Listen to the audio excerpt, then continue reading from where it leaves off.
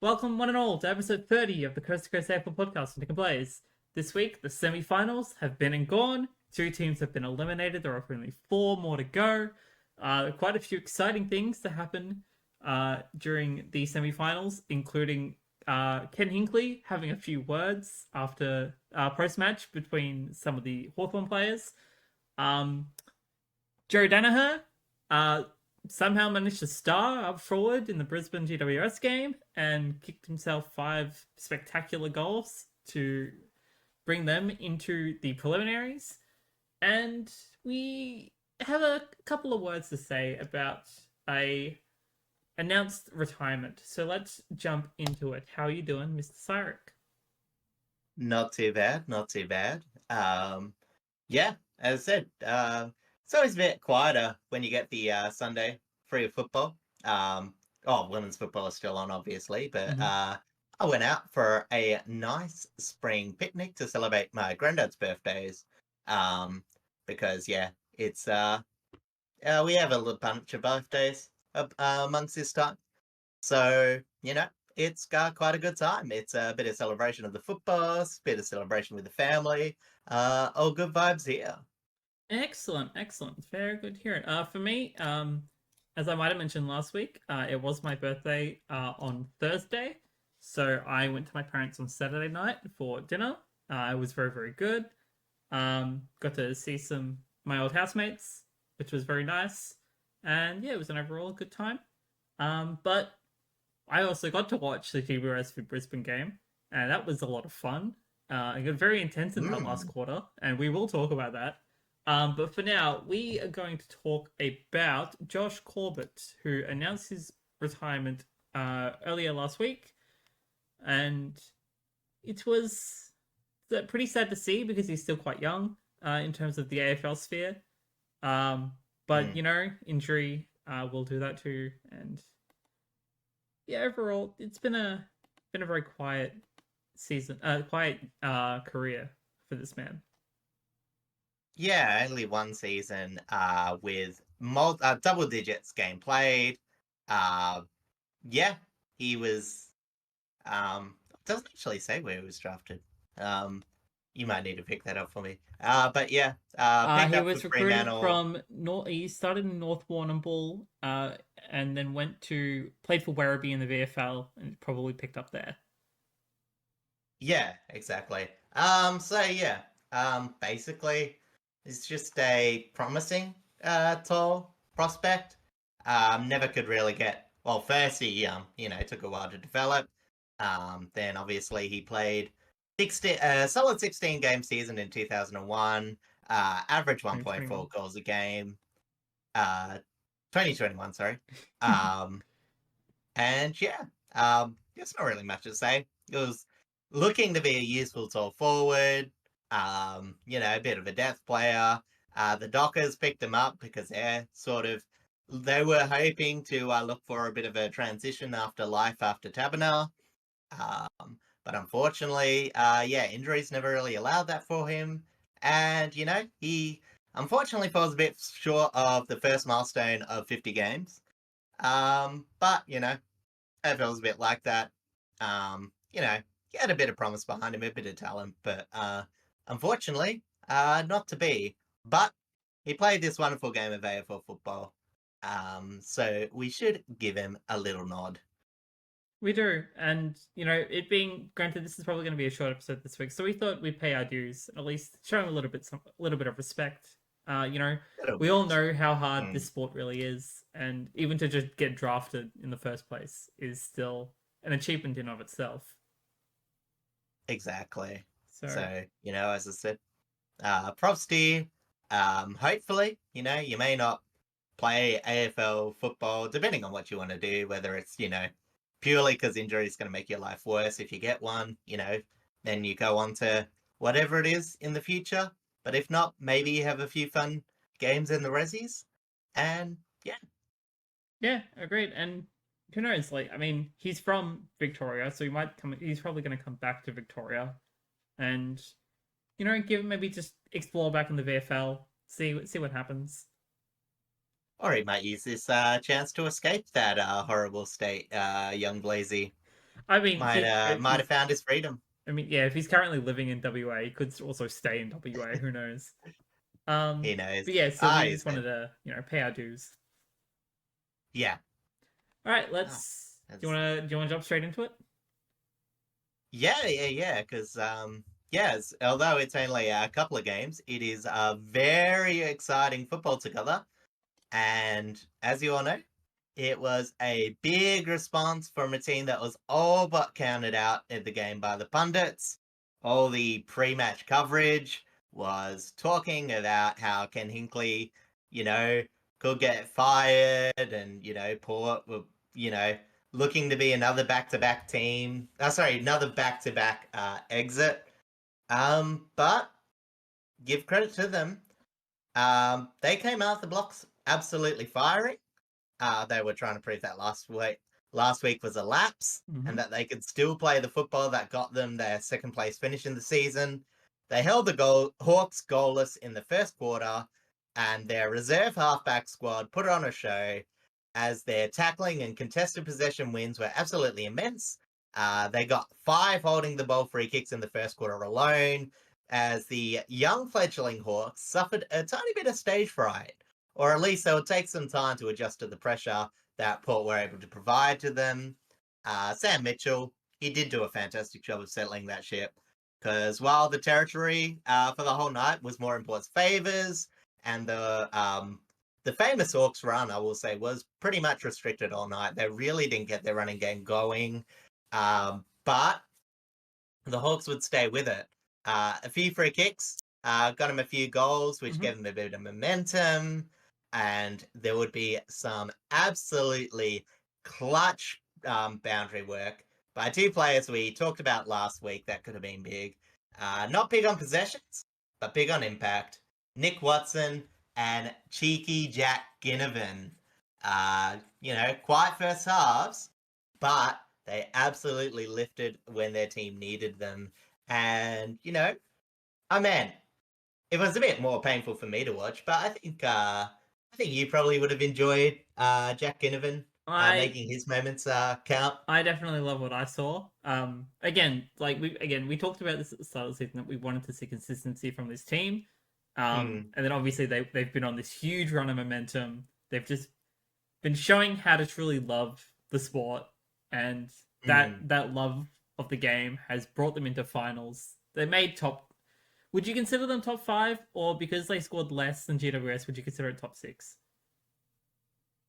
Oh, look, as I said, I tend to think that the final season and the regular ladder are 2 separate entities. So I'll always say a team finished where they finished on the season, and then where they got to. So basically, I still think, Hawthorn's a 6th team, but made it further in the finals, made the most of their opportunities. Well, And, they're easily considered the most improved team of the season, and you got to give them a lot of credit for that. oh, for sure. And look, as I said, I still, back up what I said. Like, Hawthorn were probably playing before, this game started as the second best team, still in the finals. Mm-hmm. And, they weren't too far off the pace, even in this game. But as you mentioned, they didn't shy away from the excitable football that got them into this place. And, Absolutely. as I said, seeing Jack Ginnivan still stir up the crowd afterwards, as I said, I thought it was sort of funny. But, as I said, overall, though, he made, oh, sorry, life was made hard for him because both defenses were holding up pretty well. Despite the accurate scorelines, a lot of set shots were very tough, and both teams generally took their general play opportunities well. Mm-hmm. So it was sort of a race to see if Port would finally convert from their territory dominance. What we see a lot of Port, they were owning the territory but not getting as many shots as they would like. Or would Hawthorn win this game from taking the most of their chances? And in a night of bumming it long, there was one player from Port that made a class separation for these two teams. We talked about the smiles for Hawthorn, but the smile for Port was really Rioli. His distribution was absolutely elite, snagged a few goals for himself, and really it was either him or the head of Mitch Georgiadis He was the Knights' only real solid distributor, and he was absolutely yeah, sorry, while I'm not mentioning I just remembered this looking back at my own notes, but Mitch Georgiades said provide a little luck for Port when a smother, if you can call it that, Mm-hmm. from a Blake Hardwick kick to the back of his head led to a goal assist to Darcy Byrne-Jones. I cannot confirm for certain if that goal assist is actually registered as a stat or even a smother, but in my heart it is both of those. Like, I And, mean, if it it was is, just one of that's those. certainly one interesting way to get a stat Yeah, by exactly. getting a And, Falcon. it's like, of all the odd things to happen in this final series, it's like amazing that that wasn't like one of the biggest of these two games. And, as I said, it just seemed like the ball was slightly rolling Port's way.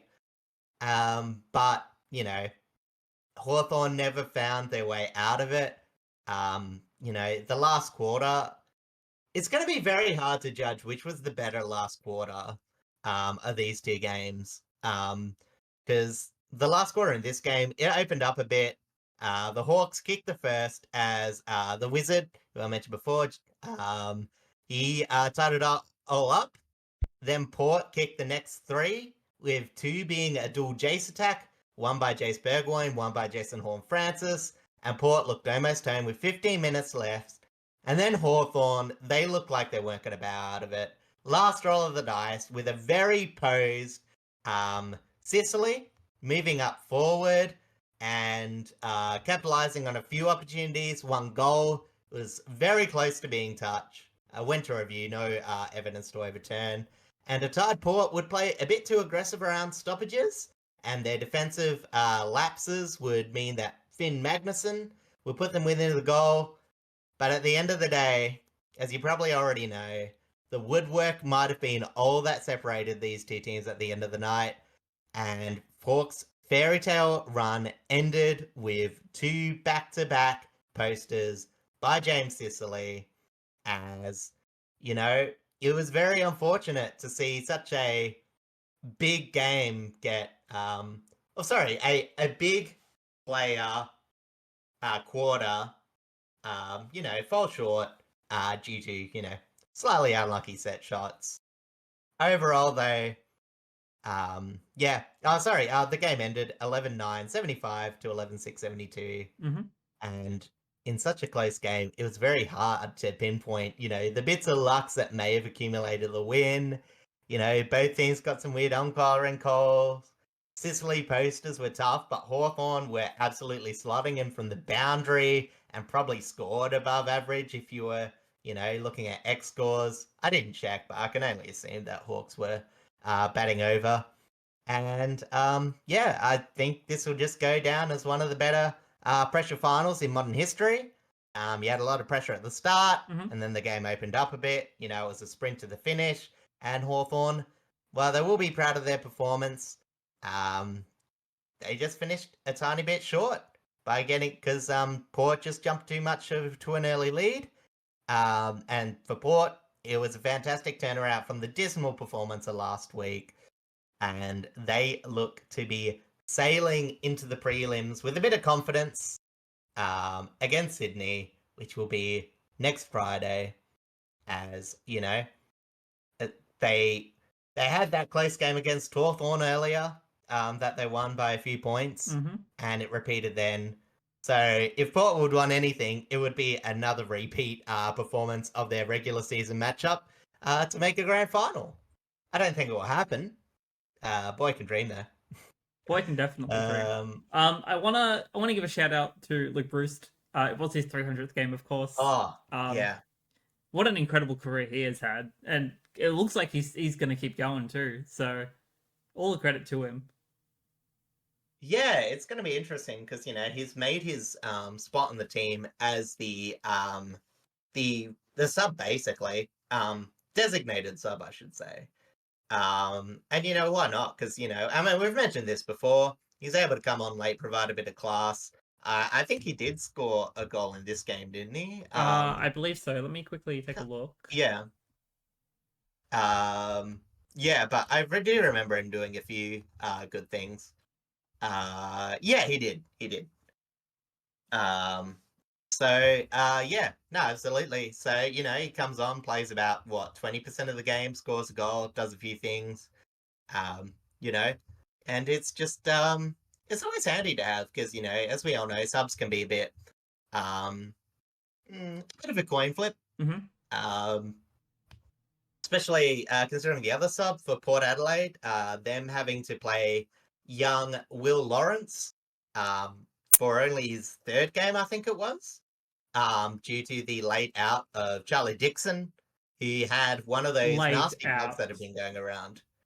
Yeah, it was. So listening to Ken Hinkley, honestly, seems like what I had before. Because a few people have gone this far. It's where you get sick for the first week, it seems to go away, and then you just get sick again. And, you know, um, it sounds like that, sore throat into a bit of fever. So yeah, hopefully. Well, it's going to be interesting. Like, I'll save a bit of that talk for next week, but there's definitely a lot of selection decisions to be made for Port Adelaide, in that week. Yeah, But especially because they have to travel as well. yes, but before we go into that, we'll talk about the players of that game, and we'll go down the Coast to Coast Finals MPV votes. Start from 5, go to 1. As the most influential player on the ground, I've given it to young Jace Burgoyne. It's a bit of a weird one this week. It's a tough split between 5 and 4, even though both weren't huge on stats. But I thought these two players were the most best on ground, in my opinion. And Jace Burgoyne had 25 disposals at 75% efficiency, which was the most for Port Adelaide. He had 6 ground ball gets, 7 intercepts, 9 marks, and a goal. And, transition was very hard in this game. Like, both teams nullified a lot of movement. And I think the only player, well, maybe not the only player, but definitely like the most impactful player to deal with all this was Jace Burgoyne. And not only that, but his defensive shape also helped set up the territory battle, getting those interceptions, not allowing the ball moving back the other way, which I thought was very important for Port Adelaide. So, yep, he gets the 5 votes there. Then we go to Willie Rioli. The hype up I gave him earlier, not too surprising there. 15 touches with 3 inside 50 ground ball gets, 2 goals won, 8 score involvements, 3 goal assists. As I mentioned before, Port were very vanilla with their 40-50 entries. They were just bombing it long all night. But Willie Rioli, he set up most of Port's dangerous scoring shots and also applied a lot of pressure when the ball hit the ground and drew a lot of defending attention with his electricity, I suppose. Then we go to number 3, which is Jai Newcomb. Again, polling votes in this final series. He had 31 possessions, 77% disposal efficiency, most disposals of the night, 16 contested possessions, 13 ground ball gets, 6 clearances, 6 tackles, 13 pressure acts, 6 score involvements with 2 goal assists and 3 launches, which are again scoring chains started off his own boot. It may have been a handball fest for him, but Hawthorn needed his tough play as Port were dominating clearances in the first quarter and hardball gets. So he stood up massively when they needed to him. He was the machine holding them all together. So props to him. Well-deserved 3 votes there. Then we go to another youngster in defense with Logan Eggevans. 22 disposals, 82% efficiency, 570 meters gained, 9 intercepts, which I'm pretty sure was not high, 6 spoils, 13 pressure acts, along with Jace, was a very balanced halfbacker in terms of playing aggressively while still defending well and holding shape. He knew when to run off, impact the play. Absolutely mature game for someone who was, only been with the club for what would it be, like 4 months now, the mid-season draft, I'm pretty sure. Yeah, give or take. Anyway, yeah. And capping it all off, 1 vote for Jordan Sweet, the ruckman for Port Adelaide. 52 hitouts, 52% win rate, 10 to advantage, 15 disposals, 13 contested possessions, 6 clearances, 7 score involvements, 6 launches, which again, scoring chains off your own first possession, 5 tackles, 24 pressure acts. He won the ruck battle against Meek, only just, but he also did a lot more around the ground than Meek did. It was a big influence for a workhorse type game, as both the big ruckman tended to stay on the ground for most of the game. There was a lot of interesting secondary ruckmans. I did see that Ollie Wines featured in, I think, 9 contests. Didn't win any, but props to him for giving it a go. Didn't get the Patrick Cripps 1 ruck battle 1 out of 1. So, Unfortunate. maybe not the best midfield ruckman this year, but gave it a go, gave him a bit of a rest. And just finishing all up, we've got some other players of notice because, I can't, again, not highlight Wizard and Ginny. I think, Nick Watson was very harsh. I mean, I know I'm giving out the vote, so I'm being harsh on myself, but you know what I mean? Like, Yeah. it was a very fun line. His goals, there was, no saying how clutch they were. I just thought overall Sweet had the more consistent game, whereas the Wizard, it was more in the back half. And, as I said, 5th and 6th best player on the ground. It's a very small gap between them. So I'll give him another shout out. And of course, Ginnivan, just for firing when he matters. He didn't have quite as good a game. He wasn't quite as threatening as Nick Watson was. But again, they needed him to at least have some form of impact. And he did. So props to him. I'm going to give a shout out to Port's Guts, their midfield core, because although they didn't really dominate in numbers, all the leaders I thought had very good games. And to show the pressure that they were able to put on, a lot of this happened in the first half, but was pretty consistent without. There was 10 tackles to Wines, 9 tackles to Rosies, 8 to Butters and Drew, and an average of 26.5 pressure acts between them. I think no one got lower than 20, so they were all fair-abouts. I think Rosie might have been the highest with about 32, so absolutely big pressure game by them. Harry Morrison, when I said that transition was hard and, Jace was the best winger, I actually thought Harry Morrison was the second best. Unfortunately, I thought D'Ambrosio had a bit of a mediocre game. So for Harry Morrison to step up, he was holding Boak in a not really a tag, but a run with wall. He limited his impact and still got 23 disposals in the wing. Lockie Jones for Port Adelaide. Again, so dreading this contest and some of the defensive efforts. That could have been after last week. But Lockie Jones turned that contest again. He didn't lose a defensive contest. He didn't get lost in creating intercepts. I think he actually had 4 contests one-on-one and didn't lose any of them. And, it was just a lot more disciplined this week. And as I mentioned, Captain Sicily, he, a very big captain's effort to try and get in the win after going up forward late. He wasn't really in the game at the start. A lot of the intercept work was being done by another good player for the night, Jack Scrimshaw.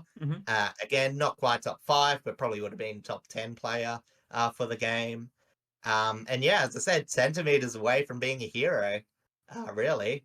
And, I guess it's probably time to mention the final act of this game, which was done after the game had finished. Had finished. Yeah. So as you all know in the media, basically, while they were starting to get Bruce to be sent off, it was a bit between the whole coaches gathering, having a little talk, celebrating, and then wandering around a bit. Ken Hinkley decided to have a few words to Ginnivan. Essentially, all that he said was, you better get your plane ticket, or, you have to buy your plane ticket, essentially referring to the Instagram post where Ginnivan was saying, see you in 2 weeks to Sydney, assuming that they would win. So Ken Hinkley was saying, if you want to go to Sydney, you have to get on the tickets like everyone else, which Guinea had a good laugh at. But Sis Because he dog, knows how to he, take a joke. yeah, He was and never honest Cisco about it. defended him. You know what? That's fair enough, I guess. As I said, you're the captain. You're a bit angry after, you're a bit, you just want to be left alone, contemplate. Mm-hmm. But as I said, so he went a bit on. It did drag the situation a bit longer than it needed to be. But it's whatever. And unfortunately, I think the heat of the moment meant that, I don't think Ken Hinkley was probably quite cognitively aware that he was doing this just before Bruce was about to be sent off. You know what I mean? Like, if he had that, it was a rush of blood thing, and, what he said really wasn't overly that bad. Like, I think we can all agree. It was pretty You do want to give him tame. the benefit of the doubt a little bit.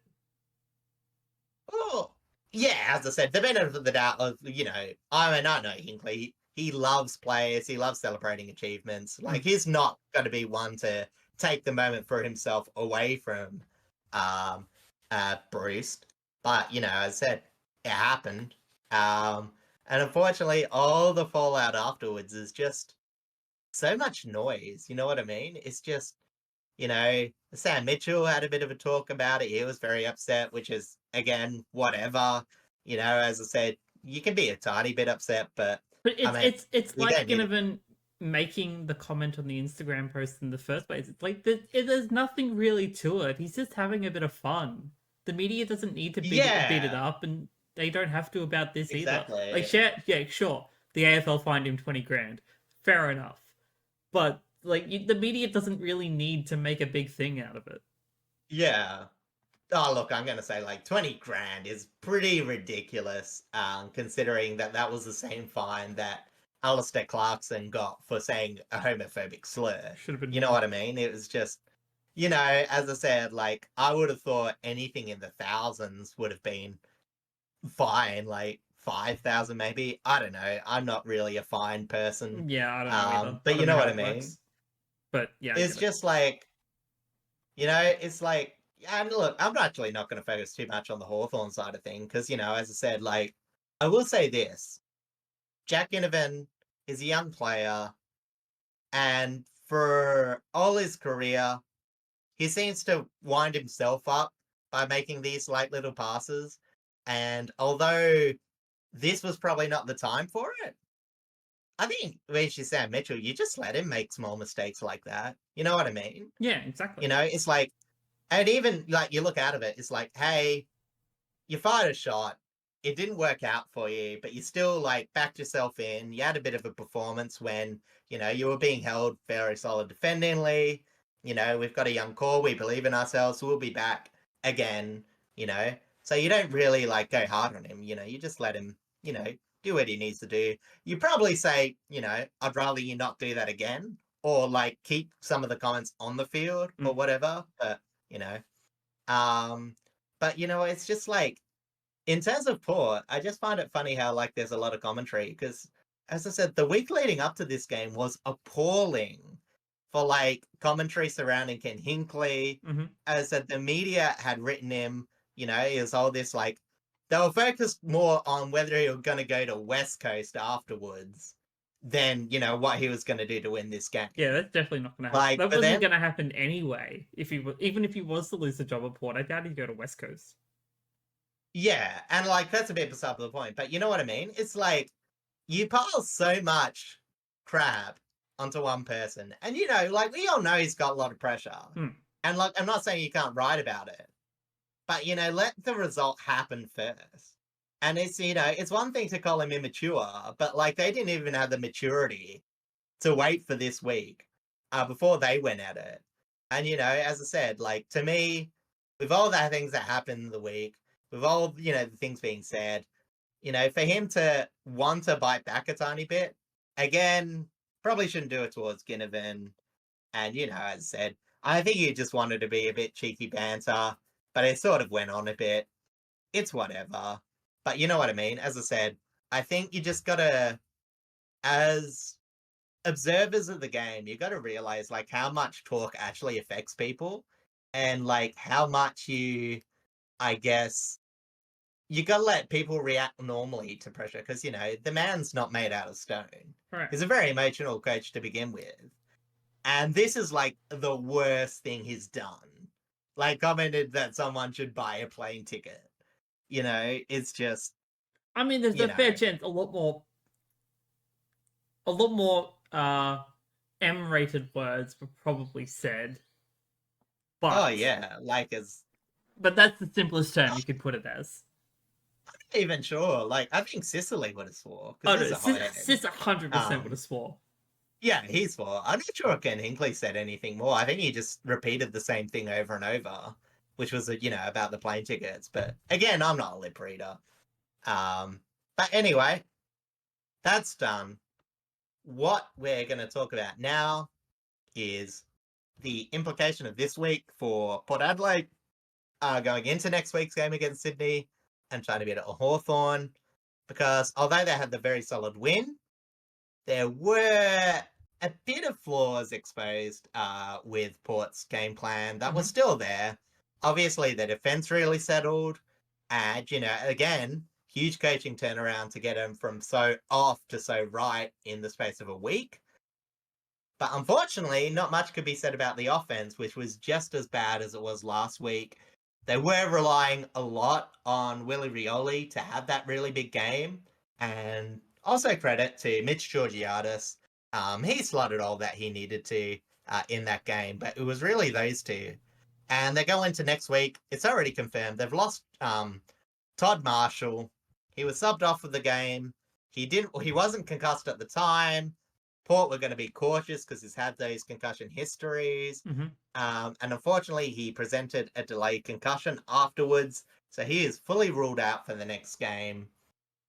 And Port are again wondering what they're going to do with the forward line. Ken Hinkley in the press conference said, they could bring back Dixon, but with the way that they played, they've got to consider playing that smaller lineup. So we again have no real clue what they're going to do there. But it's just a bit. I think that's just the biggest worry for Port going forward is that they've still got their problems. As I said, in the first quarter they probably should have been winning by a tiny bit more. Again, not so much wasteful with their accuracy, but more their conversion, the amount of forward 50 entries turning into shots. But the other thing that they will try to do that they did against Sydney last time and they did against the Hawks really well in this game, which was stopping the running attack, preventing them from playing their preferred game plan and being disciplined not to try too hard and, do what they normally do, which is create scores of turnovers. Because as you all know, very well documented, Port like to press up, which unfortunately means you get a lot of holes in the back if it gets over and just get intercepted. So it'll be interesting to see how that lays out. And as for the Hawks, I think they'll be wondering how differently this final series would have gone if they won, because I feel like this game was the equivalent to losing a prelim. We've talked about before how much quality, the top 6 teams had, that it felt that there wasn't too much separating them. For a long while on Saturday, it looked like the top 4 were going to go straight through despite all this. But there was a surprise late comeback that changed that. Blaze will be talking about that soon. But, as for Hawthorn, honestly, they would still think that they would have had a fair shot against Sydney and a fair shot to get into the grand finals. But again, they fell just short. And yeah, it's just, let's say, I don't know. It's it's one of the things that they'll, be happy with, the start of this. Obviously we've had a few teams last year make surprise prelims or, surprise finals. What do you call it? What are you looking for? Runs, I suppose. Yeah. Probably the best term for but it. yeah. But unfortunately, this year, none of them actually made them to the prelims. So, as much as Hawthorn have a lot to go, a lot positive looking forward to them in the off-season. They've got a lot of nice names looking to play for the club. They still want to be fairly headstrong. They got to know that not always does it just happen the year after. Obviously, you tend to get a harder schedule once you make that well, especially going from bottom four to top eight. So, they'll have to be disciplined, but I don't think either of us will be expecting them to be. It would be amazing if they weren't in the finals next series, considering Absolutely. how solid they were this year. Absolutely agreed. Yeah, they clearly have the potential to even finish top four, considering how they performed so far, like in the latter half of this season, Yeah, and considering how they matched up well, even against Port, and obviously against the Doggies, they matched up really well. So they definitely can contend to fight for that top four position, especially with what they're getting in their backline for next season, which is going to be very, theoretically, very but exciting to talk about once that's officially confirmed. yeah, it's pretty solid. It's a pretty fair chance that they'll at least get Barris. Like, that's almost a done deal. Yeah, According to most people.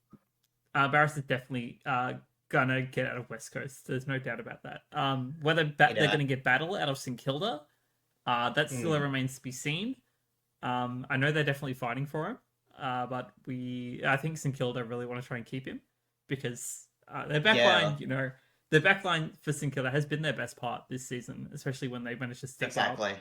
So being able to keep Battle down there would be very, very important to them. Oh, for sure. But, as I said, it is an insane prospect for next year. Like, obviously, you think if they do recruit, like, Sam Frost may take a step back, whether that be not playing all 22 games or, because obviously he's still got a fair bit to play for. But trying to fit, Battle, Frost, Grimshaw, Sicily, Barris in the backline is already pretty tall. You got Chung of Giaf, CJ. if he's going to get back into the scene. As you've I got said, Hardwick as well. You're not going to be floating around back and forth. Yeah, Blake Hardwick. Josh Weddle playing in deep. Like, you literally just can't play all those players. So it'll be interesting to see the shape of their defense heading forward. But you know what I mean? Like, I think Sam is just looking forward to having more flexibility options because that's what I was about to say. They were very, very much very thin when it came to their depth.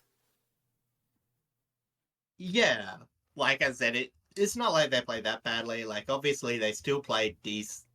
Well, I can't say they still played decently with half a year of Will Day because their first half of the season wasn't quite as impressive as it wasn't what we were hoping. Yeah, exactly. But as I said, they still managed to do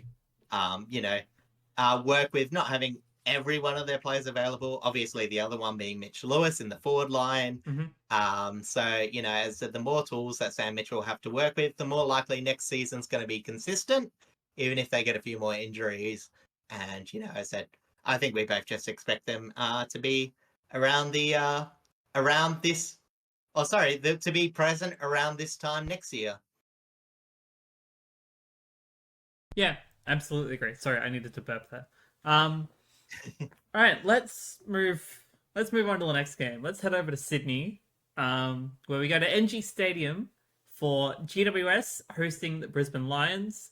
Up until for the first quarter, it was very back and forth. I think it was 3 goals by GWS in the first half, and then 3 goals to Brisbane in that first quarter. Second quarter was fairly much the same, and then everything changed in that second half, which was an insane difference to see. There was just a switch that Brisbane flipped, and everything kind of just collapsed. The crowd, I'm going to bring this up now because it's kind of bothering me. The crowd was very, very poor. Granted, the stadium can only hold, I think, 23,500 people, which, that kind of makes sense. They're not exactly a big team to hold big games, but they got less than 20,000. for a semi-final. It's not a great look. Yeah.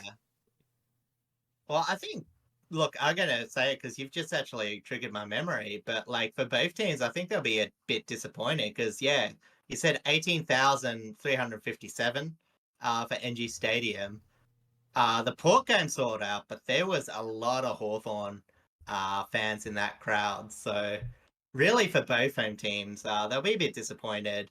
Obviously, for Port, it's a bit hard because their fans have turned a bit fickle lately. And obviously, it's good to see that the Hawthorn faithful try to continue that bandwagon for them. But yeah, as I said, I know that the obviously the NRL finals are on. Yeah, so you And think if fans are a part of both codes, they'd probably go more towards the NRL finals rather than the AFL yeah, finals, I especially if you're in think Sydney. it can. Oh, actually, for Sydney and I think Brisbane, for that fact. Yeah, I think by memory, I try to remember. I I think it know, was like I the Canterbury know, Bulldogs. I know there was a final on in Townsville, that weekend. So the part of it might have Yeah, been people going up north, but yeah, okay. yeah, it's a tough schedule to have two NRL coded states playing against each other in the AFL finals. Yeah, exactly. But yeah, I'll let you go on. But yeah, as I said, Um, it's just a bit. yeah, so Yeah, I'll just state the final scoreline now. The final scoreline was 15-10, 100 to 15-15, 105, with GWS after being as much as 44 points up halfway through the third quarter. Brisbane mounted a momentous comeback by kicking 11 goals in the second half to clutch a historic win by 5 points and stake their claim in the preliminaries. Brisbane managed to hold GWS to only 1-2 in the last quarter, whilst they kicked 6-2, which is monstrous. yeah. And a lot of that came It. from the person that most people didn't really expect to stand up massively, and that's Joe Danaher. Yeah, it's sort of weird. Like he's not. He's actually a big moment player. I think people tend to forget that.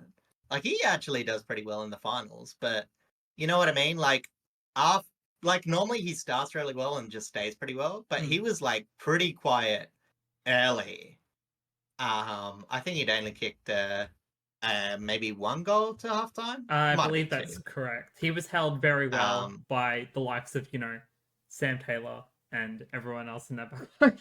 I'm blanking on names right now. yeah, But yeah, exactly. GWS's Jack backline, Buckley, I think actually had the I believe you're correct, but I Joe know job. I know that Iden, Buckley, and Taylor, I think were all kind of rotating on him because they were all Yeah, he exactly. was definitely presenting very well. He just was under a lot of pressure. Yeah, as I said, he worked his way into this game from hard work.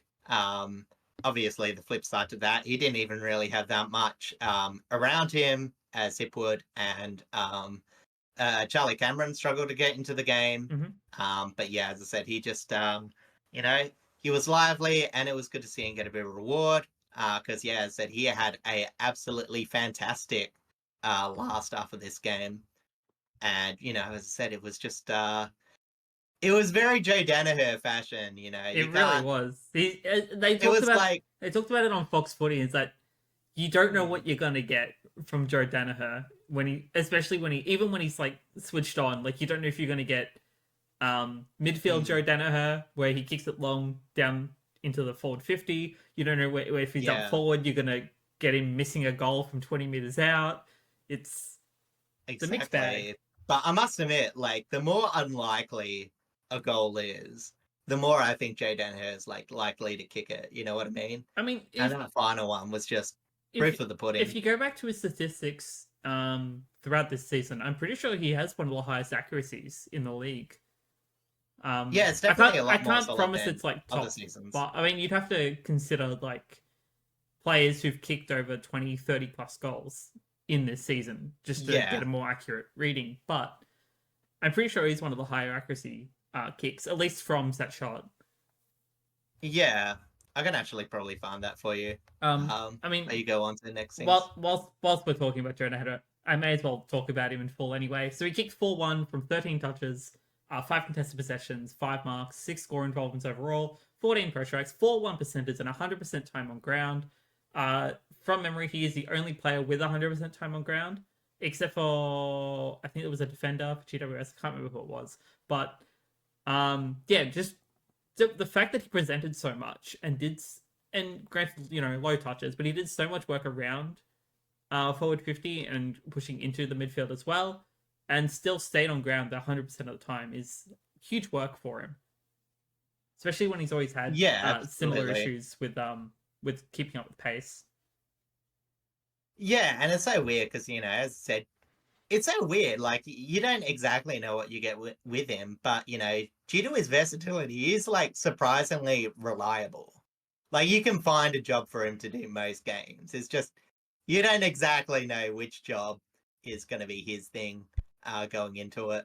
So, yeah, absolutely. And then I want to talk about Will Ashcroft next, who I thought was for at least best on ground for Brisbane. He was immense through the midfield with 27 disposals, 14 contested possessions, 5 marks, 4 inside 50s, 9 clearances, 2 goal assists, 10 score involvements, 5 tackles, 18 pressure acts, only 2 behinds, about 469 metres gained. Huge ball carrier throughout the middle, especially when Lachie Neale and Cam Rayner were both a little bit more quiet in terms of their usual sort of game style, because one of them was 100% getting tagged by Bedford, which was to be expected. And I believe the other was having a run with role with Tom Green, who was best on field overall, which I will talk about in a minute. But to see Will Ashcroft stand up was very, very huge, especially in a final too, because he doesn't have all that much experience just overall anyway. Yeah, exactly. And, as I said, it wasn't just Ashcroft. There was a few players that sort of just had to, step up a bit more because, other players weren't exactly getting what they wanted to do. I'm not sure if you're going to talk about them later, but, people like Jared Berry, I thought had a very good game. I think he's young still. I'm not sure. He looks a bit older than I think he actually is. Noah Answorth, I thought was pretty good. Kyle Lohman, he was a bit quiet, but still got a bit of his impact. Stuff like that. You just don't win a finals game like this without some of your younger core providing or lifting your bottom performance up a bit. Yeah, absolutely. Also, Jared Berry is 26. I just looked it up.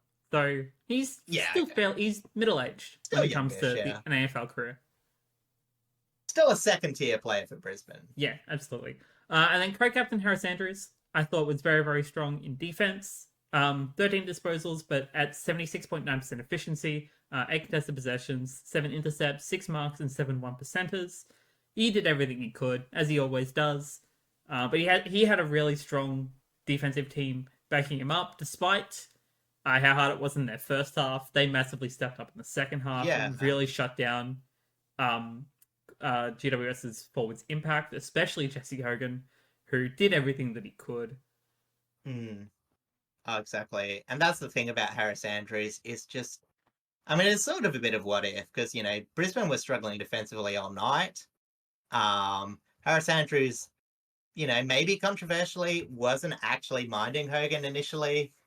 He was on, what's the young one? Cadman. Yes. And, it was a bit of a mixed bag. Like, he did a pretty good job, but unfortunately gave away a couple of free kicks that led to his, I think one of them led to his goal. Maybe he scored 2. I can't remember. But that last quarter, when Jesse Hogan was on absolute fire, looked to be unstoppable and just didn't let him get near it. I didn't quite check, but I don't even think he would have gotten a meaningful possession in that last quarter. Like, that was just so important for them. Because, I said GWS still had a few attacks in that last quarter. And as he said, when needed, Harris Andrews really stood up. Despite being a defender, he is absolutely a moments man and will do everything that he can to secure the ball either in his possession or in his teammates' possession. Yeah, that's for sure. And then, as I mentioned just before, Jesse Hogan, Coleman medalist, of course. He converted really well at forward when he was able to convert. He kicked 5-1 from 13 touches at 84.6% efficiency, 8 contested possessions, 8 marks, and 8 score involvements. And then Tom Green, who was best on ground overall, at least statistics-wise, 33 disposals, 21 contested possessions, 4 inside 50s, 10 clearances, 8 score involvements, 5 tackles, 27 pressure acts, 1 goal, and 546 meters gained. Typical Yeah, ball magnet work for him. yeah, it was. Look, as I said, it's one of those things where it was a very Tom Green-like game, where it was like high disposals, less meters gained, but sorry, not meters gained, less disposal efficiency. Yeah, his disposal But especially efficiency in was that, quite low, but it still had a massive impact yeah, overall. yeah, that's what I was gonna say. Like the impact in his first half, especially, it was just I would say tone setting. You know what I mean? Mm. Like I said, like this is different to some of the other. Like he's had unimpressive 33. He's had unimpressive 40 disposals games. Like unimpressive. Like you know what I mean? Like he's got 40 disposals, but you would put him like just below the top 10 or something. Even Whereas this when game, Tom Mitchell won his Brownlow, he had plenty of games where he was still getting like 40 disposals, but they were still quote unquote terrible games in terms of his like usage. yeah, I know. But for this game, you know, as I said, they went hard tagging Lockie Neal. They needed someone to win the ball on their behalf. And, you know, as I said, I think Tom Green just did his role quite well. You know, even though he wasn't the cleanest. And, you know, he was still involved, as you said, in 8 score involvement. So still being an important part of connecting that GWS midfield to that GWS forward line. Absolutely. And I would want to briefly shout out Kieran Briggs as well. I didn't have him specifically in the notes because normally I only list just a couple of players from the losing side. But he finished with 55 hitouts, which is against, Oscar McInerney, which is huge. Oscar only finished with 38 hitouts. But around the ground, they were both very, very even in terms of their work rates. So I just didn't really want to... I couldn't really put them as a specific standout because they were just kind of too even otherwise. Yeah. Honestly, it was sort of a weird Bruckdale. I mean, it was sort of similar to Sweet and Lloyd Meek, where like, well, I must admit, Oscar McInerney did impose himself on the game. He was just a bit too not quite as clean with the ball. But Kieran Briggs, you know, he was involved a bit more in general play, got a bit of interception as well. And, you know, as I said, he was just, you know, yeah, pretty solid in the clearances. You know, just, I think, did he? Yeah, I think he scored a goal, didn't he, from like a ruck infringement? Yes, Free I kick. believe so. Yeah, which, you know, it's sometimes a bit of lottery, but you're always happy when you kick one Yeah, absolutely. from those. So I am going to talk about my Coast to Coast votes for our finals MVP. I brought it up on screen so everyone can now also see our previous votes if you've missed out on last week's episode and our current tallies overall. So my 5 votes go to Tom Green, 4 goes to Joey Danaher, 3 goes to Will Ashcroft, 2 goes to Jesse Hogan, and 1 goes to Harris Andrews. All the 5 key players that I did talk about just before.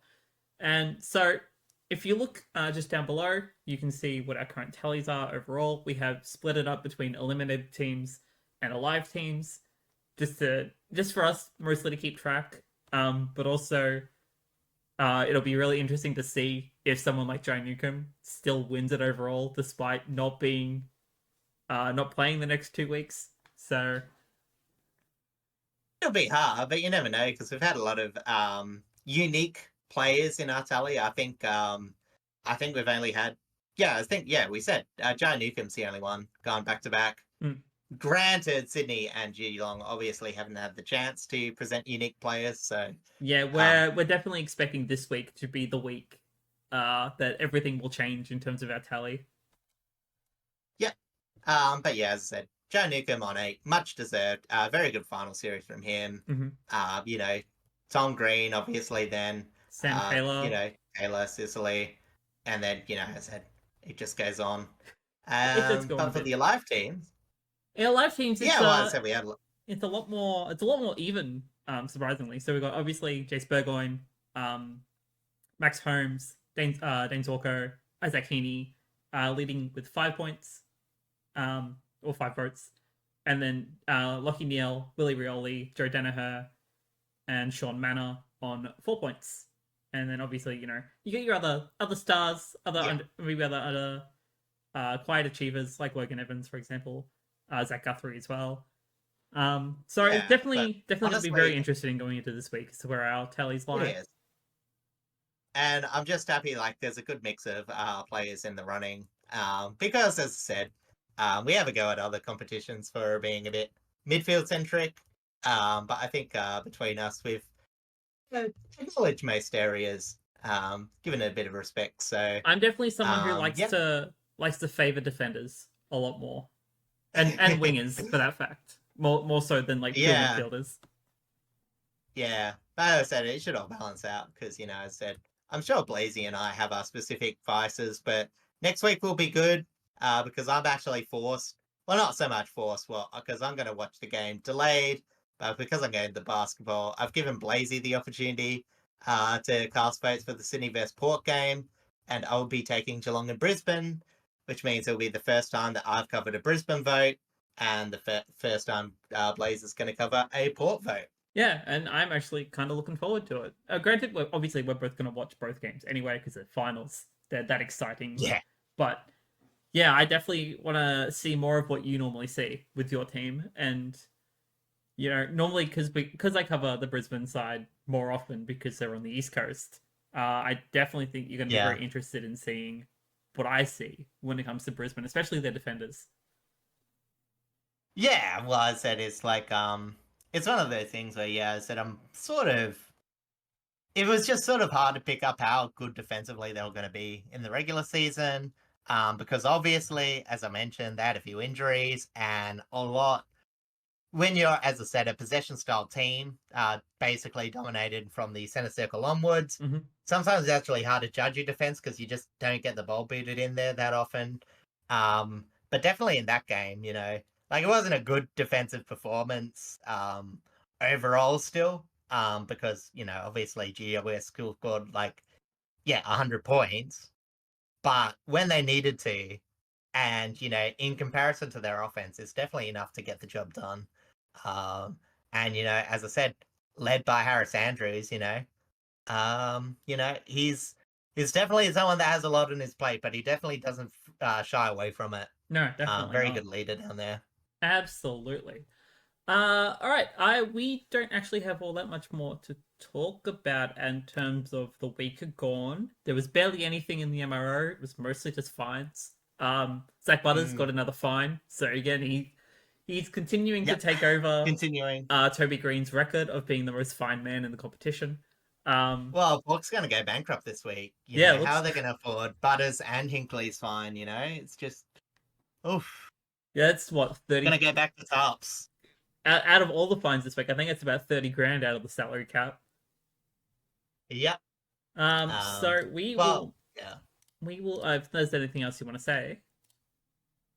Oh no, I was going to say I don't think it actually comes out of salary cap, but no, it probably just comes out. I think it comes out of the soft cap. Oh yeah, it is the soft cap. Sorry, you're right.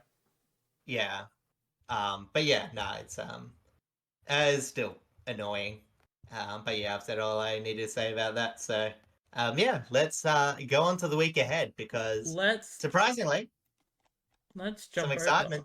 Yeah, there's a lot of excitement this week. So let's jump over to the Friday night game of the Sydney Swans versus Port Adelaide at the SCG. So Sydney obviously had the week off, having finished top 4 and winning their first match, and now they come into this game a couple of selection headaches because they still have players like Taylor Adams, who are trying to come back into the side, and Port Adelaide are having a couple of injury or / illness concerns. So both coaches going to have to make some tough calls coming into this week. Yeah, and I suppose, just to have a bit of predictive, because obviously Callum Mills, who I'm 90% sure didn't play last time, is not going to be back. He's ruled out. Correct. No, he did play. There was someone who was ruled out, and I can't remember who. Yeah, Callum Mills is ruled out. So yeah, will be a. Oh yeah, because he was injured at training. Sydney. That's right. Yes. So that they'll have to have a force change, and obviously Port's going to have a force change with as mentioned before. I've got Kane Farrell stuck in my head. I don't know why. But Because Todd he's injured Marshall. as well. No. I just like Kane Farrell. I don't know. I guess maybe. But yeah, Todd Marshall.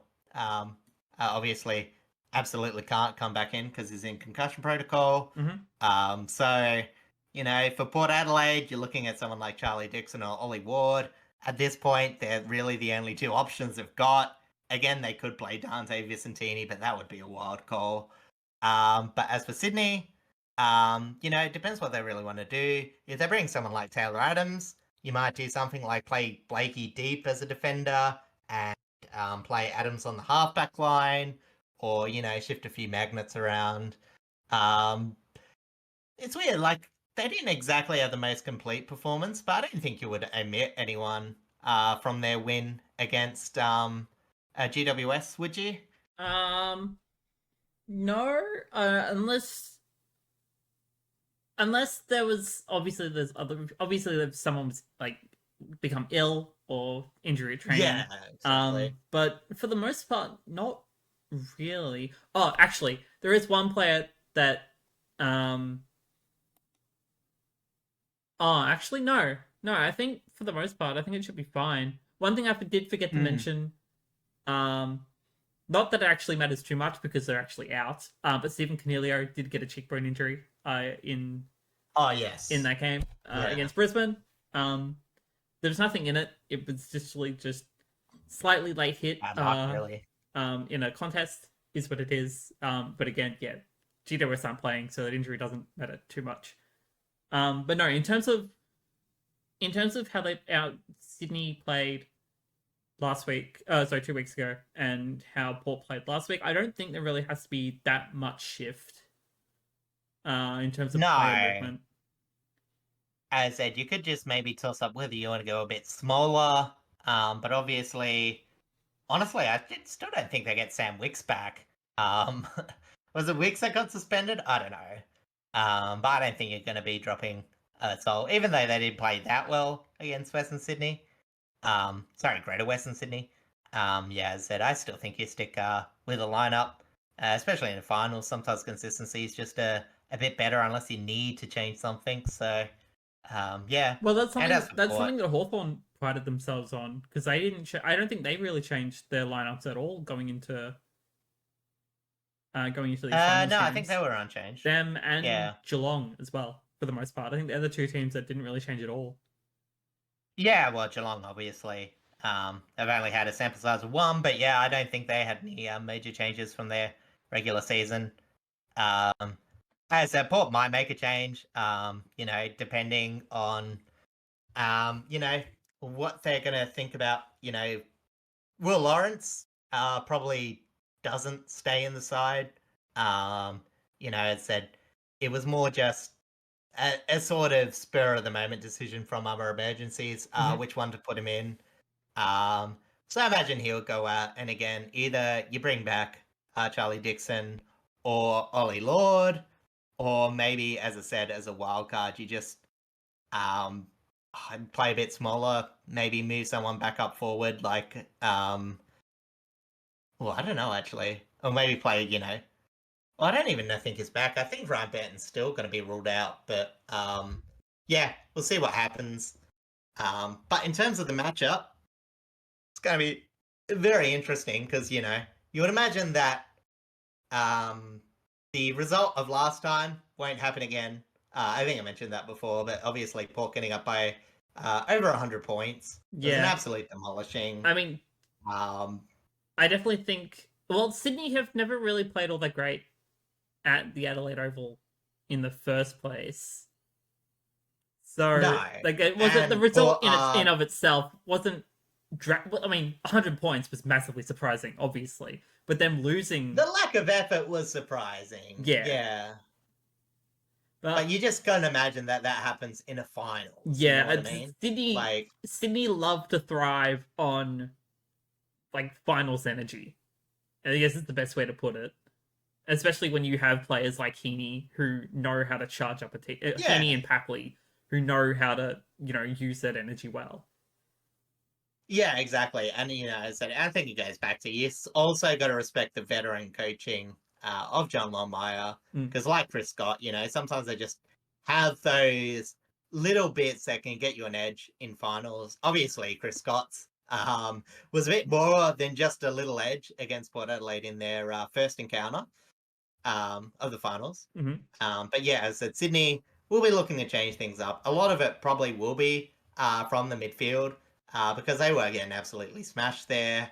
I think Port will be again happy that their defense is a lot better because they will need to stick up again because I think Sydney will try and bring the ball to ground still.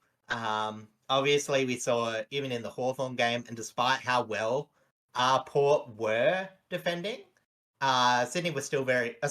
Hawthorn was still very dangerous when the ball went to ground. That's just not going to change. So yeah, as I said, they'll be looking to, not so much look to get direct goals from players like Joel Amati or Tom McDonald, but use them to try and generate ground ball stoppages or forward half stoppages. I think defensively wise, again, that's just the big question mark for Sydney. Because you've got not the greatest attacking team versus a very bad one-on-one defensive team, or at least over the last month. So that might be like one of the, it's very rare to say like in a qualifying finals that it's a bit of a, what do you call it? A anti matchup with which one can be a bit less bad, but you gotta say it at this point. It's just who can get the most out of that area? But again, if Port dominate the territory, you'll give it to Port. But Sydney, as we've seen, they will get a bit of run in almost any game. Their run and carry is probably one of the more elite side of things, and they can generate goals away from their forward line, which is always very hard to defend. So again, that Port midfield unit, we're seeing them be very poor around stoppages. So they're going to have to be a bit more disciplined than they were against the Hawthorn game, where they probably did actually leave the door open to get run over. They were probably just a bit lucky. Again, with Sicily missing those couple of times. That didn't happen. So, I think that's most of what I got to say about that matchup. I don't really have to say too much more about it either, to be honest. I think the way that Port are 100% going to win this, well, maybe not 100%, but like are going to solidify a better chance of winning this is if they can score fast, like very early on. Because again, as we've seen all season, even as we saw against GWS, Sydney had a really poor first half. They were just really, really struggling to get going, and GWS took massive advantage of that. So if Port are able to do something similar, but this time don't let Sydney weigh you down, as what they did to GWS, which I think Port have the legs and the capabilities to be able to actually survive. Port should be able to actually secure a victory here, although it's going to be very difficult at the SCG just in of itself. Yeah, I think the difference between Port and GWS is GWS in their transition. Again, I've mentioned this, and it happened again in the Brisbane game. Is that their transition goes from really, really exciting to really, really vanilla. And you saw how vanilla it was in that second half. They were getting a lot of turnovers. That's the way that Brisbane were able to get the ball back and score very quickly. And while I do think like there's an avenue of turnovers there, I think that the way that Port attack, it's going to be a bit more chaotic. As I said, it won't be as predictable and easy to mount that sort of comeback, which might be advantage, as you said, if Port do get that early boon from Sydney's historic at this point for this season slow start. Absolutely. In terms of like our actual tips themselves, honestly, like as we've already as we pretty much discussed, it could go either way. Like these prelims are incredibly close as they are. Both like all four teams 100% deserve to be in the grand final. But being able to actually pinpoint who is going to win, Mm. it's basically a coin flip. I'm struggling as it is to try and pick a side. Personally, I kind of want to lean towards Sydney just to spite you. But I want Fight to away, see my dear friend. I want to see Travis Boak win a premiership. I'm going to be honest. If out of everyone in the top and out of these four teams, I want him. He deserves one. So I want Yeah, him okay. to get his fairy tale ending. Yeah. But it other than that, it's pretty much a coin flip for me.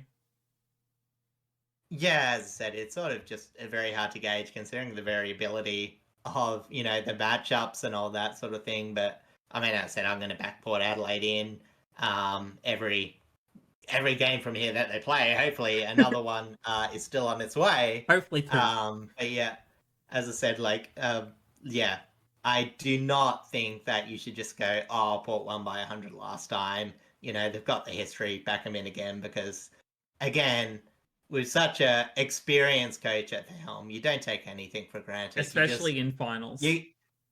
Yeah, like all finals is setting yourself up for the best opportunities as much as you can, and then hoping all the luck and all the dice rolls end up your way because, even in blowout finals, almost every team gets a bit of action.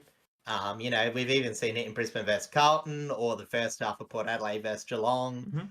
Maybe not so much Western Bulldogs versus Hawthorn, but yeah, as I said, most team gets a bit of play. Most team gets a chance to set something up. So yeah, as I said, they're just hopefully Port can convert a tiny bit better than they did against Hawthorn. Because yeah, they'll need to capitalize when they can, because Sydney can be a bit vulnerable in that area. Absolutely.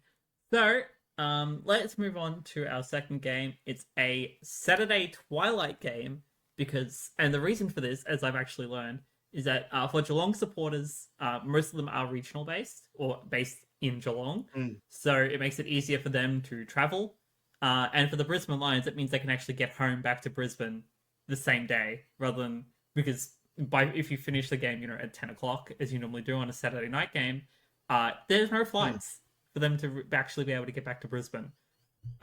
Yeah. So, and it should be noted that this is being played at the MCG. Yes. For those unaware, obviously Geelong don't get their home ground because the finals ticket AFL sales is essentially why. Is a cash grub league. Where parity is taken to the wayside. Yeah, okay. But yeah, as I said, you do get a lot more money playing this at the G. Yes. They'll easily get. That's why.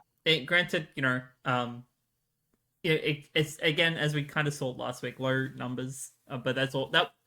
That was also because two NRL coded states, also the NRL finals on at the same time. That would have also probably contributed to low ground tickets. But I think for this one, they should hit at least maybe 60, 70,000, I would assume, especially being at the MCG and being a preliminary. But exactly. In terms of matchups, again, this could be crazy. Yeah, well, as I said, we talked about Andrews being that pillar of defense and him needing a bit more support.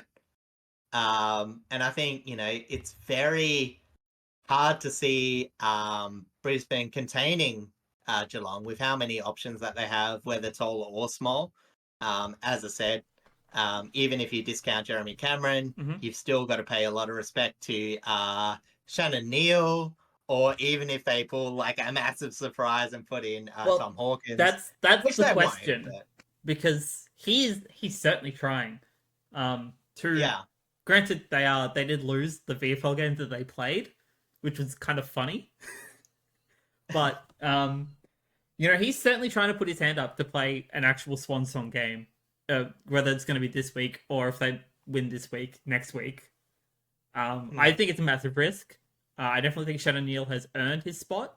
Yeah. And especially with, the synergy that he's been building up alongside Jeremy Cameron and the small forwards, of course. Yeah. I don't see Hawkins making it in. No, that's for sure. Yeah, as I said, and then obviously you've got Ollie Dempsey who you can sort of shift forward if need be. Yeah, as I said, I just think they've already got enough. But as I said, it will make it hard. But on the flip side, as I said, Jackson Payne, he looked a bit underdone, but he did manage to finish out last match. Mm-hmm. So they will at least have a head-to-head matchup, and Brisbane small forwards. They're fairly serviceable. Starcevic, the uh, Ashcroft. Yep. Yeah. Uh, no, it's not Ashcroft. What's the other one? Wilmot. Oh yeah, Wilmot. Darcy Wilmot. Yep. Yeah. So, so they might be able to hold up a bit, but it's not something that you would expect them to win that battle. It's just how much they can restrict. Yeah. In that way. And, look, it's going to be no surprise. There's one place where the Lions will want to set up most of their game and that they have the big on-paper advantage, and that's the middle of the ground. Geelong have been quite good without having those star players in the midfield. Obviously, Dangerfield's playing fantastically for where he is in his career.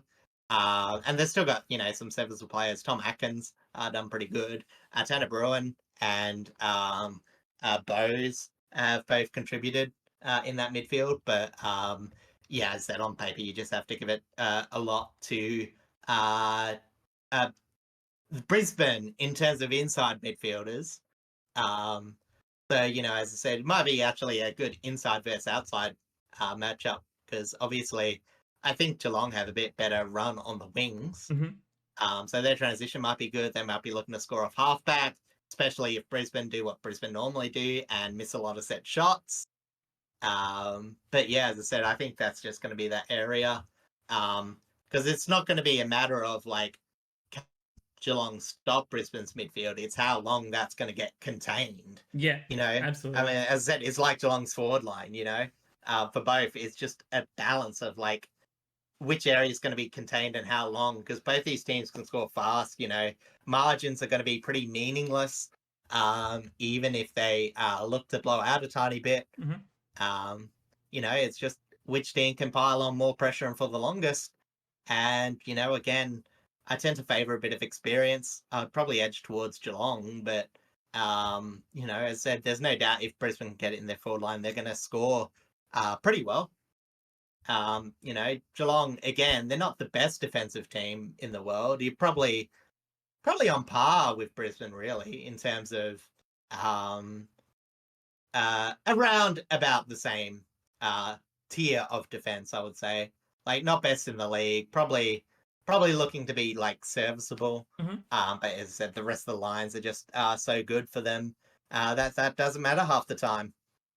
Yeah, I pretty much agree. One thing I want to note, and we did discuss this pre-recording, is that this game will eventually lead to saying farewell to one of two champions of the game, being either Jared Lyons or Zach Tui. Both have had phenomenal careers, and obviously we'll talk about one of them next week, because we will have to say goodbye to one of them, of course. But I just wanted to mention that now, is that, yeah, this is going to be, for whoever wins and whoever loses, it's going to be an emotional match. Yeah, exactly. The other thing I might want to talk about is possible grand final matchups. Actually, first I guess you gotta say which team you think will win. Well, well, for one, it's going to depend on if Cam Guthrie and Tom Hawkins make it back into the side. Tom Hawkins, I definitely am ruling out. I don't think he's coming back at all. But I think Guthrie definitely has a shot. But in terms of like matchups and who I favor to win on the MCG, I'm definitely favoring Geelong. Just again, Brisbane haven't exactly played all that many games on the MCG this season. Granted, Geelong have only played also a handful of games on the MCG this season. But they have a lot more experience and they have a lot more finals experience on the MCG overall, especially over the past few years.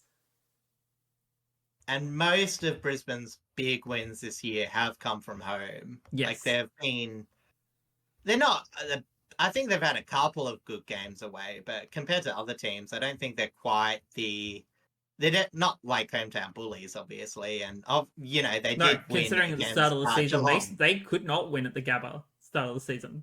No, exactly. But in terms of the team left, they're probably the biggest disadvantage away, I would say. But that being said, I said this is just like splitting hairs at the pointy end of the season. Yeah, But yeah, I'm with you. it's like the previous match. It's That it's basically a coin flip for the most part. I'm yeah, as I favoring said, Geelong just based on pure matchups. But it could yeah, genuinely go either way in terms of performance. yeah. Like for me, yeah, I said I think it's with you. It's more of a cumulative effect that's making me tip Geelong. But if one or two things don't work out for them, I can easily see Brisbane winning this. But yeah, I said I'll back in the Cats and what they're able to do. Obviously, for me, it would make a fairly scary grand final matchup. Yeah, Geelong, I Port think I've Adelaide mentioned this on the before. MCG. It's very interesting of a matchup. If that happened, that matchup. Because I've always been like, oh, I've just wanted Port to make a grand final, just so we have, like, the last grand final we played isn't 2007. But then, I said, like, Geelong brings back some bad memories. So, but we're not there yet. Well, But, here's and just saying, like, the reality of it matchup is wise. this. There's a 50% chance that the grand final will have a Victorian team, and a 50% chance it's an all interstate grand final. Yeah. I would say And I it's said even 25% for because Port there's four Adelaide. teams, but it's only like a Yeah. 1-to-1 matchup. So it's Yeah, exactly. 50% opportunity. Sydney and Port are going to guarantee yeah. The other flip side, of course, for Port is if they play Brisbane, it's a throwback to 2004. Yeah, but also final, both teams so are very, very different back then. yeah, I would say so. Brisbane's still being very midfield dominant, like don't get that wrong, and still have a lot of power in their forward line. But definitely defensively, Brisbane were a lot harder back then. Very complete team. It's why they won 3 in a row. Whereas, as I said, so in terms of who I'd want to face off, if Port got through, I think they would. I know it sounds controversial. I still think they would prefer Geelong to get through. Brisbane did towel them up with ease earlier in the season, and I do think that, with the small, look, both small forward are going to be, but again, I still think Port have more likely to dominate through the midfield against Geelong. I know it didn't happen last time, but again, yeah. So as I said, I would still edge towards. I think on paper, I'd still rather face Geelong. In terms of the other way, Sydney. I think Sydney well, would obviously, probably prefer to face Brisbane. I think Brisbane too. Get the home out of the equation. Obviously, the last time they matched it up, I think it was a very close win to Brisbane, if I remember correctly. I believe so, yes. But I think, Sydney's worst defense is gonna not matter as much against Brisbane than it will Geelong, because Geelong probably would. Look, as I said, if one of my matchups are going to be as bad as they have been, unless they tighten up, they're going to find avenues to score very easily. Absolutely. Whereas Brisbane, while they do, you know what I mean, they're not quite as clinical when they put their foot on the throat. So yeah, I think Sydney would rather play Brisbane. Port maybe would favour Geelong, but that's very line ball. And of course, the other way, it's sort of just flipped, I guess. Geelong would probably favour playing. Well, actually, I'm not sure. I don't think Geelong care about either team, to be honest. And no, Brisbane would probably prefer to Geelong play have good matchups Port. against both Sydney and Port. Yeah, it's going to be Brisbane. That's the big question, because I think Brisbane would rather play Port, because you look at all four of these teams on paper, and I think Geelong is probably the most complete team, I would say. Yeah. Which is why again they don't have more than other. Yeah, they're not struggling so much for matchups. Whereas you look at Brisbane, Port, Sydney, they have a lot more pieces to have to figure out if they were to match up against one against Geelong. Yeah, exactly. But even just against each other. Yeah, and if we're talking about like at their best, Port and Brisbane are both efficiency in offense, and Sydney is one of man matchups on defense. And even at your worst, like Geelong's midfield's been serviceable. It's just really, um, you know, well, sorry, what I should say is at their best, Geelong is the closest thing you'll get to a complete team, I'll say. Yes, that's pretty much it. Yeah, in terms of like direct tipping for both games, for me it's a coin flip. For you, you're obviously going Port and going to back them in as much as you can. Yeah, For Geelong, Brisbane, again, coin flip for you as well for the most part. But I think we're both going Geelong here on narrow, yeah, I aren't think, we? Yeah, yeah, pretty much. But again, I would suggest looking at team sheets once they're out on yeah, Thursday. exactly. That's probably the best going to be. That's the best determine. If you are obviously still tipping or putting bets on or whatever, again, gamble responsibly, please. I recommend looking at team sheets. The 1-to-1 matchups are going to be very important, especially for Sydney and Port, because of one, couple of injuries, Yeah. two, couple of illnesses. Um, Yeah, that's the one where structure is going to change a lot Mm. by team sheet. As I said, Geelong, it's more they've got their blessed personnel. yeah, Geelong have been very lucky. Uh, yeah, well, look, they've got good depth too. Let's not gloss over that. That But too. you know what I mean? It's just like they're not down to their last reserves in any area. Brisbane, of course, are on the last reserves of defence. Sydney, not so much. But, as I said, they'll just be like the mill swap will be pretty straightforward, you would think. As I said, the only thing weird that they might do is drop a toll forward, but that would be a bold call, I would say. I agree. Again, not that I can see it happening too much. Might depend on what they think Port Adelaide are going to come out with, whether they're going to run Yeah. like a smaller forward line or if they're going to try and swing it. But yeah, it's still remains to be seen for the both of us. Yeah, it's one of those things where it's like very hard when you're a coach because I still think 90% of coaching, or at least 80, is managing your own team and not worrying too much. But that 10% of like proactiveness, and especially in the finals, like you don't want to jump the gun, you don't want to rock the boat too much, but you still have to be ahead of the game. You have to be slightly bold. So it'll be interesting. Most of the times, it's normally movements of players that you're already going to play. But yeah, as I said, I think Sydney are the most likely team to make a structural change, unforced. But again, I very much doubt to see it happening. Yeah, I completely agree. Um, that unless we want to do a little quiz, I believe that will pretty much do us this week. It's up to you. I'm not bothered. Uh, yeah. Honestly, yeah, I think we might leave that till either next week or the postseason. My voice is actually starting to get a bit sore. That's all good. Well, I just need drink. And B, I might be having a phone call in a bit. So, yeah, we'll wrap it up there. We hope you enjoyed this shorter episode. I just realized that I'm starting the outro like I have any idea what I'm doing. So I'm going to flip it back to Blaze. Yeah, normally I was like, what are you doing? Like normally it's my job. Yeah. But yes, thank you all so much for coming to hang out with us this week. Yes, it is only an hour and a half. I hope that's okay with you all. I'm sure it actually is because we tend to ramble on a bit when it comes to the 2.5 hour long episodes.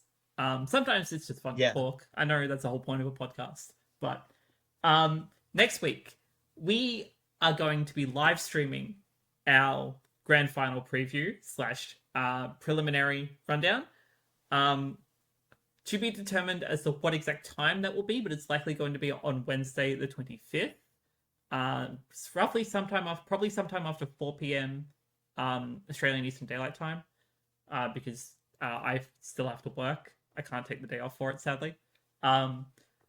We might have a special guest or two. That is to be confirmed. If not, it will be just us, and that's perfectly fine. But yes, we'll do all the social posts and stuff in regards to letting you all know when exactly that will happen. Whether we figure out that time and announce it in this week's social post or next week's, we will let you all know then. Obviously, then that will mean if you're not watching it live, which will be on my Twitch channel, by the way, twitch.tv/BlazeNinjaTTV. The YouTube video itself will likely be up on the Thursday, the 26th, which is my brother's birthday, fun fact. So obviously we will let you all know then. And yeah, we'll keep you all updated. But until then, thank you all so much. We're looking forward to seeing how these two games play out. For Cyric, I hope in your case you get to celebrate, but also I hope Sydney kind of make this very interesting. Yeah, I will say, because I didn't actually mention it, I don't know why, but I had so much nervous energy left after the game. Because for me, it was like a little bit of a roller coaster, because it was like, what I needed was just to Port play decent football. And that sort of like calmed my nerves a bit. But then you had that constant rise when Hawthorn started to make it a contest. Obviously, I still had, I was like, I'll probably come to terms with losing this. But yeah, in the close game, it's just hard not to keep that emotions out under wraps. Like I said, I'm a very contained person, but I was up at like 10 to 11 trying to like dance off a bit of energy so I could actually get to sleep. No, that's completely fair. You gotta celebrate the wins when you can, especially if you don't know if you're gonna make it to next week.